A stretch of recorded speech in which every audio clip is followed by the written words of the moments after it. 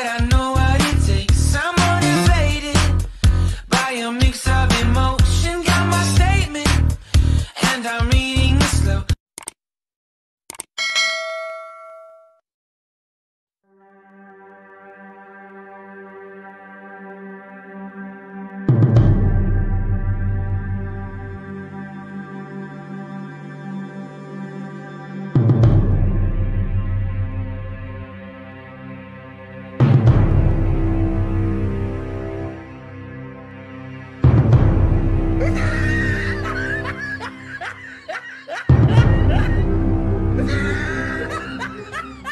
Hello mga ka-live, what's up? Welcome back sa ating YouTube channel.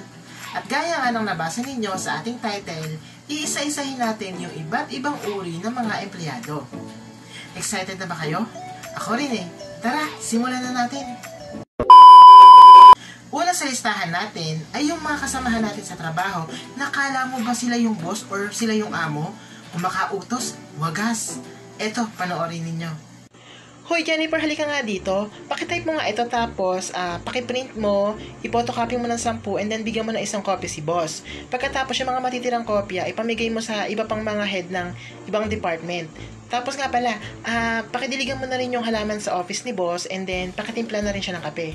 Ay, teka, pag dalawa na yung kape para sa akin yung isa, okay?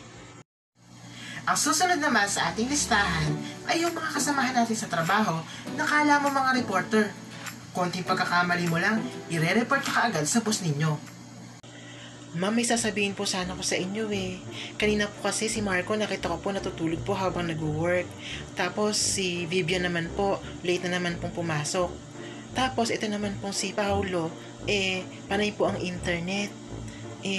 Boss, huwag niyo na lang po sabihin ako po yung nagsabi ah. Nakarelate ba kayo doon? Sigurado mas makaka-relate kayo dito. Ito naman yung mga kasamahan natin sa trabaho na halos alam lahat ng tungkol sa atin. Lahat ng bago natin, nilalabas nila. Sila yung mga chismaker or chismaker, pwede din naman. Dahil chismis maker. Ito, panoorin natin guys. Hoy Mars, alam mo na ba yung chika? Si Patricia daw, meron na naman bagong kinakasama.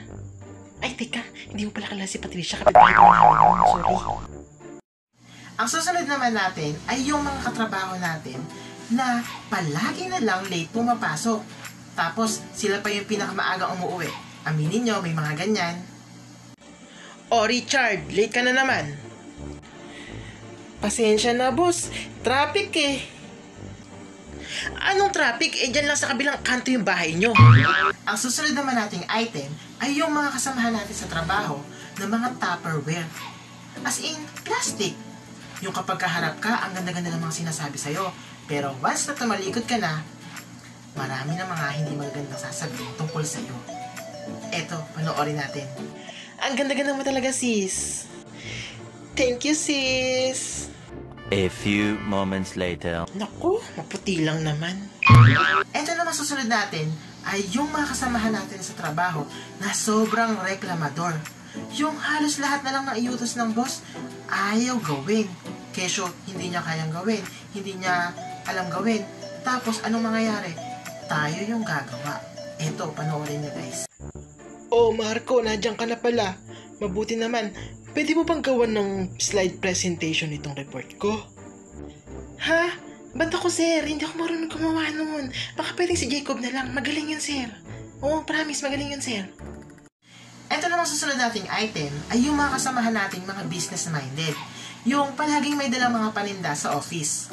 Damit, pagkain, make-up, anything you want, name it, they have it.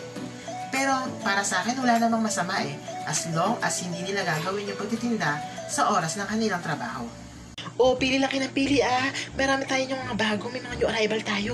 Halukayin nyo, meron dyan. Ang susunod naman natin ay yung mga kasamahan natin sa trabaho na sobrang bait. Yung tipong kahit anong iutos mo, susundin at hindi aangal. Minsan nga sila pa yung nag-volunteer. Pero hindi naman sila yung pabida. Talagang mabait lang sila. Hoy Jennifer, halika nga dito. Pakitype mo nga ito tapos pakiprint mo, ipotocopy mo ng 10 and then bigyan mo ng isang copy si boss. Pagkatapos yung mga matitirang kopya, ipamigay mo sa iba pang mga head ng ibang department. Tapos nga pala, pakidiligan mo na rin yung halaman sa office ni boss and then pakitimpla na rin siya ng kape. Ay, teka, pag dalawa na yung kape para sa akin yung isa, okay? Ay, sige ma'am, ako na pong bahala sa lahat ng yan. Wala naman po akong masyadong gagawin eh. Baka may utos pa po kayo, ma'am. Ay, sige ma'am, ganito na lang. Lilinisin ko na lang din po pati yung office niyo pagkatapos ko pong diligan po yung halaman ni sir. Ang susunod naman natin ay ang kabaliktaran ng last item natin. Ito naman yung mga kasamahan natin sa trabaho na bida-bida. Yung magaling lang kapag nakaharap si boss, tapos pagtalikod, wala na. O, paano, Cheska? Ikaw nang bahala sa mga kasama mo, Turuan mo sila kung ano yung gagawin, okay? Ay, sige sir, ako na pong bahala. Kaya-kaya po namin to. Di ba guys, kaya natin to? Teamwork tayo, di ba? A few moments later. O, nadinig niyo yun sabi ni boss, Ikaw, gawin mo yung mga dapat niyong gawin. Kayo na bahala dyan, Magpapahinga lang ako saglit. Ang susunod naman nating item ay yung mga kasamahan natin sa trabaho na tirador. Tirador ng pagkain, tirador ng mga gamit, yung kuha ng gamit ng may gamit, hindi nagpapaalam. Tapos, minsan sila din yung mga tirador ng office supplies. Eto, panoorin natin guys. Naku, sakto. Buti na lang dumating na yung supplies namin. Nagpapabili yung anak ko ng bagong lapis eh. Ito na lang, pwede na to. And there you have it mga ka-live-live. At dyan na nga nagtatapos ang ating episode for today. Kung nagustuhan ninyo ang video natin ito, please press the like and share buttons para marami ang makapanood. So paano mga ka-live-live? Hanggang sa susunod nating episode, bye!